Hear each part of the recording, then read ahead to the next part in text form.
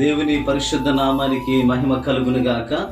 ఈరోజు దేవుని మాట 2వ కొరింథీయులకు రాసిన పత్రిక 1వ అధ్యాయం 18వ వచనమునందు, దేవుడు నమ్మదగినవాడు, దేవుడు ఆయన నమ్మదగినవాడు, ఆయన ఆలోచనలు నమ్మదగినవి, ఆయన కార్యాలు నమ్మదగినవి.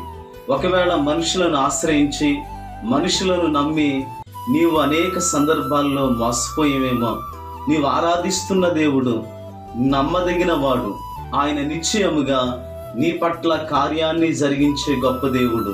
విశ్వాసంతో దేవుని దగ్గరకు వచ్చి ఆయనను నమ్మినట్లయితే నీ ఆలోచనలు, నీ తలంపులు, నీ ఉద్దేశాలు ఆయన సఫలము పరిచి నిశ్చయముగా నీ జీవితంలో దేవుడు అద్భుతాలను జరిగించువాడు.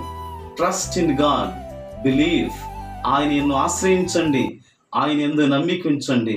ప్రభు నిశ్చయముగా మిమ్మలను దీవించునుగాక. ఆమేన్.